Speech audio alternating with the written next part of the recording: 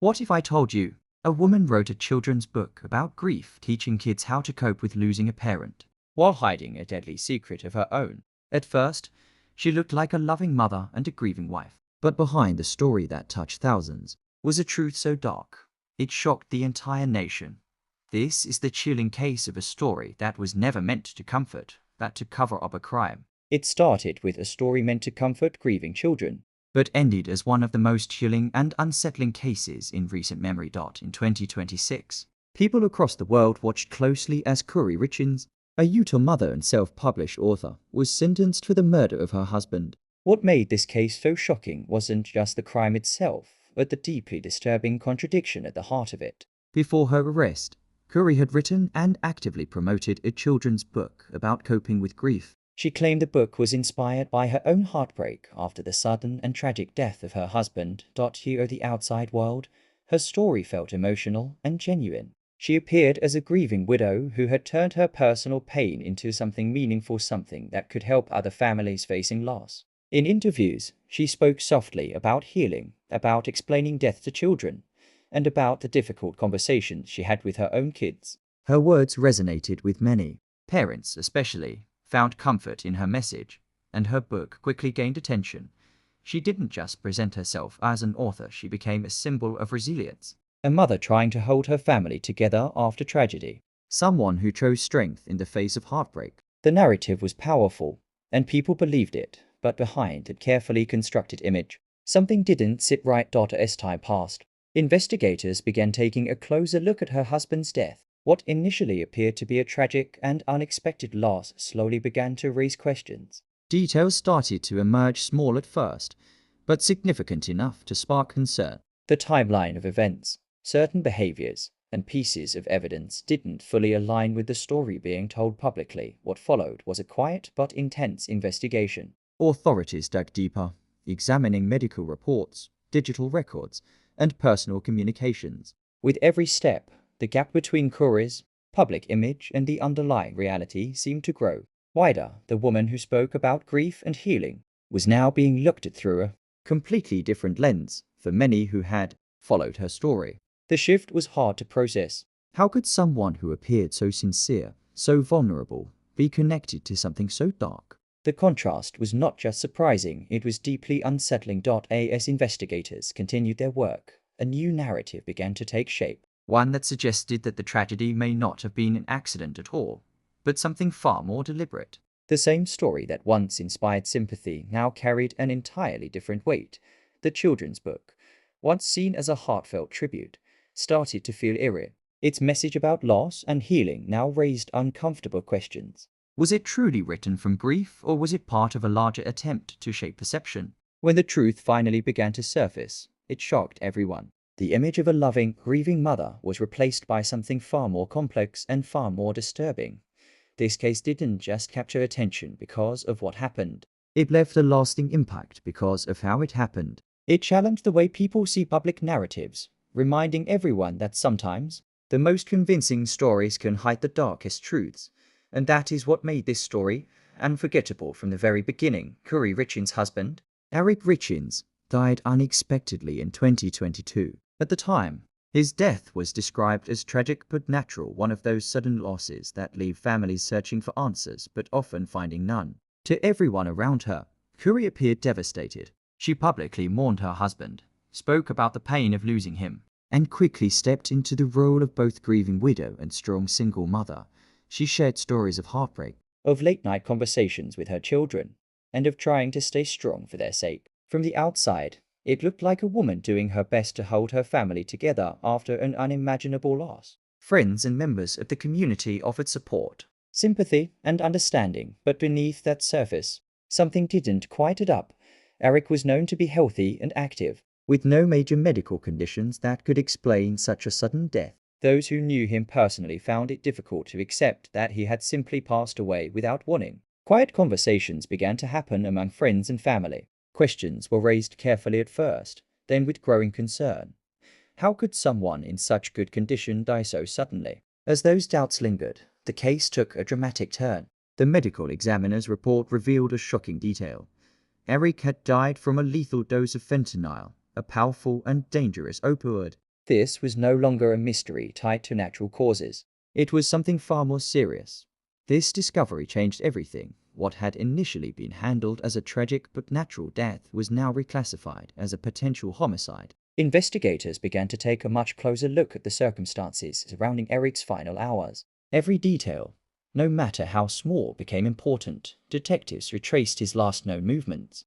They examined who he had been in contact with, what he had consumed, and what had happened inside his home. As they pieced together the timeline, one thing became increasingly clear: this was not a random or unexplained event. Attention quickly shifted to those closest to him.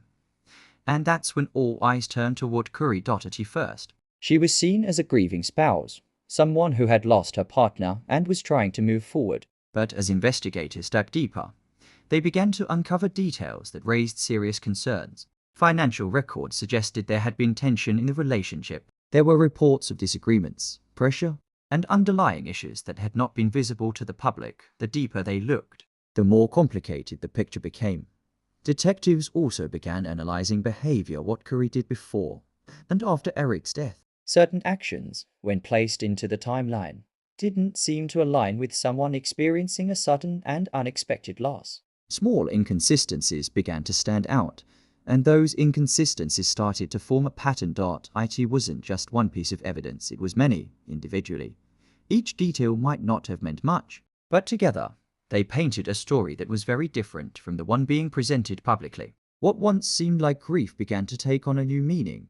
Investigators started to question whether the emotions displayed were genuine or part of something more calculated. As the case developed, the shift in perception was undeniable. The woman who had been seen as a symbol of strength and resilience was now at the center of a growing criminal investigation. The story that once inspired sympathy and compassion was slowly transforming into something far more unsettling. What initially appeared to be a heartbreaking loss was no longer just a tragedy. It was becoming a mystery and possibly a crime.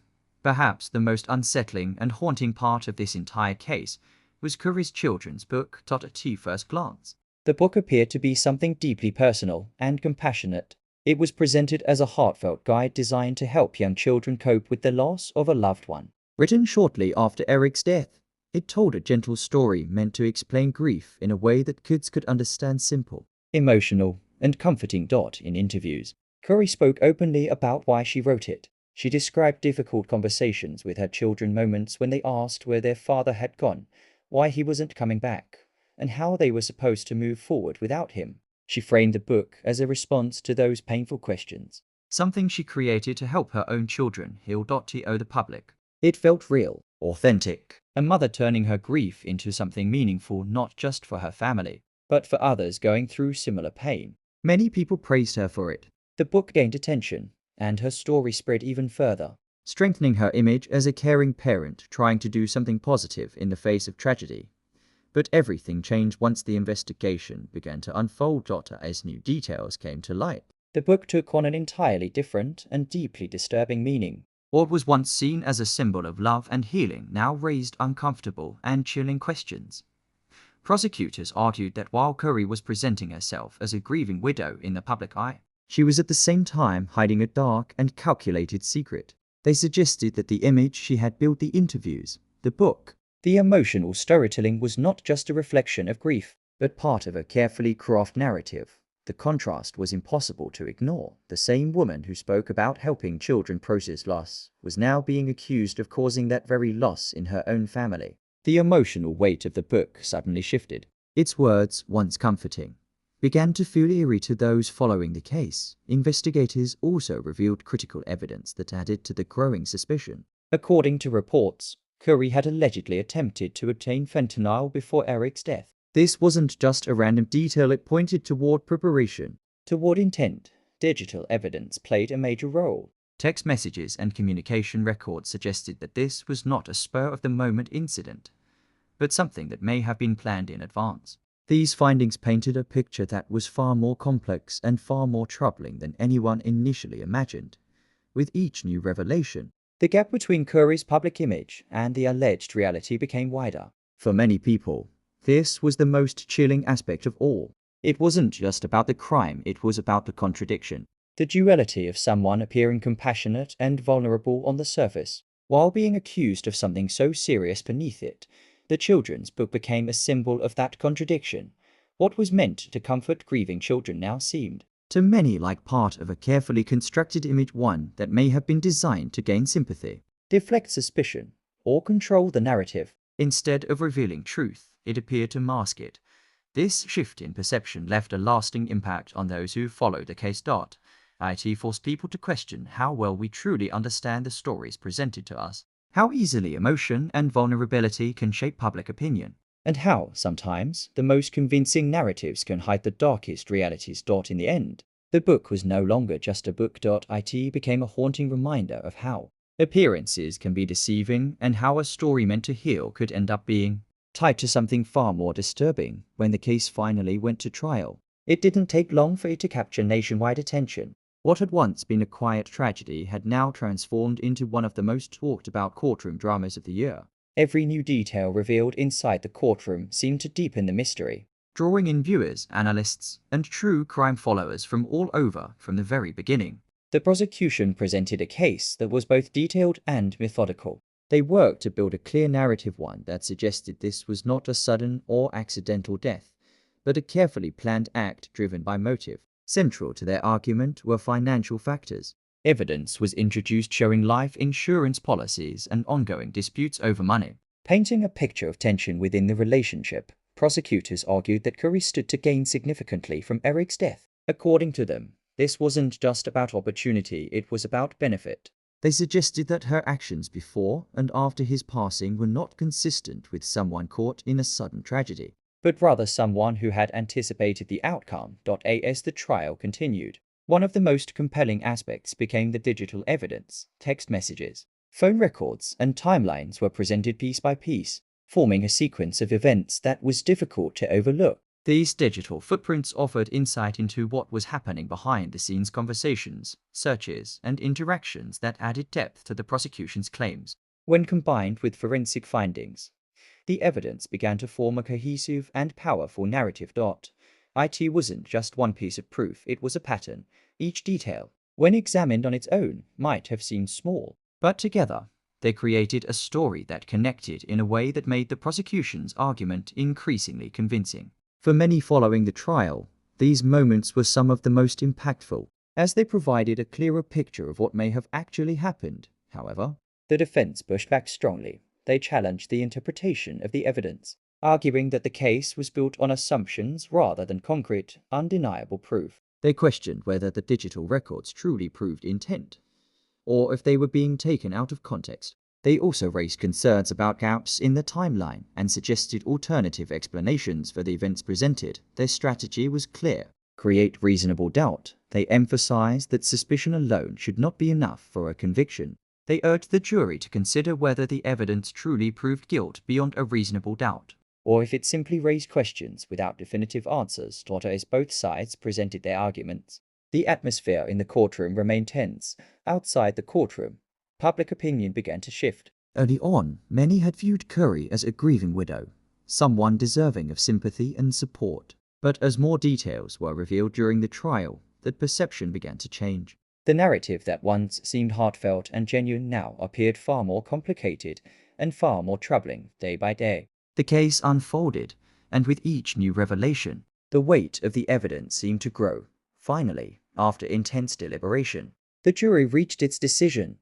The moment everyone had been waiting for arrived. The courtroom fell completely silent as the verdict was read. It was a powerful and emotional moment. For some, it brought a sense of closure. For others, it marked the end of a story that had taken an unexpected and disturbing turn. The silence in the room reflected the gravity of what had just been decided. For many observers, the verdict represented the conclusion of a long and shocking journey from initial sympathy to growing suspicion, to disbelief, and ultimately, to justice. And while the trial had ended, the impact of the case would continue to linger, leaving behind questions, reflections, and a story that would not soon be forgotten. In 2026, Corey Richins was formally sentenced for the murder of her husband, bringing a decisive legal end to a case that had captured national attention for years.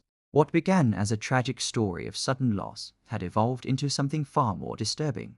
and the sentencing marked the final chapter in a journey that had left many people shocked, confused, and deeply unsettled. The courtroom atmosphere during the sentencing was heavy with emotion. Family members of Eric stood up to speak, their voices carrying the weight of grief that had only grown stronger over time. They talked about who Eric was not just as a victim in a case, but as a person. A husband, a father, a friend. They described his kindness, his dedication to his children, and the life he had built. Their words painted a picture of a man who was deeply loved and whose absence had left a permanent void. But alongside that grief was anger. They spoke about betrayal, about the pain of discovering that someone so close to Eric could be responsible for his death. It wasn't just the loss that hurt, but the way it happened, the trust that had been broken, the reality that what they once believed was a tragic accident was, in fact, something far more deliberate. For those in the courtroom, it was an emotional moment that underscored the human cost of the case. For the public, however, the sentencing left behind something else. Questions that didn't have easy answers. This wasn't just a case about crime, it was a case about perception, about trust, and about how easily people can be influenced by the stories they see and hear. Many people found themselves asking the same unsettling questions. How could someone appear so sincere, so convincing, while allegedly hiding something so serious? How often do we accept what we see on the surface without questioning what might lie beneath? And perhaps the most disturbing question of all, how could something meant to comfort and heal be connected to something so harmful? The children's book, once viewed as a symbol of strength and resilience, became one of the most haunting elements of the entire story. It no longer represented just a mother helping her children cope with loss. Instead, it stood as a reminder of the contrast between appearance and reality. On one side, there was a public image, a grieving widow, a caring mother, an author trying to make a difference. On the other side, there was the reality uncovered through investigation and trial, a story of suspicion, evidence, and ultimately, conviction. That duality is what made the case so unforgettable. It forced people to confront an uncomfortable truth, that not everything is as it seems, that sometimes the narratives we are presented with, no matter how emotional or convincing, can hide far more complicated and troubling realities. As discussions about the case continue, it serves as a powerful reminder to look deeper, to question, and to be aware that stories are often layered. What we see on the surface is not always the full picture. The impact of this case goes beyond the courtroom. It has become a cautionary tale about trust, perception, and the complexity of human behavior. It shows how easily someone can shape a narrative and how difficult it can be to see beyond it. In the end, the sentencing brought legal closure, but it didn't erase the shock or the lessons left behind, because this wasn't just a story about a crime. It was a story about contradiction, about deception, and about the unsettling reality that sometimes the most comforting stories can hide the darkest truths. And that is exactly what makes this case impossible to forget. If this story shocked you, don't forget to like, share, and subscribe for more real-life cases that uncover the truth behind the headlines. Stay curious, because not every story is what it seems.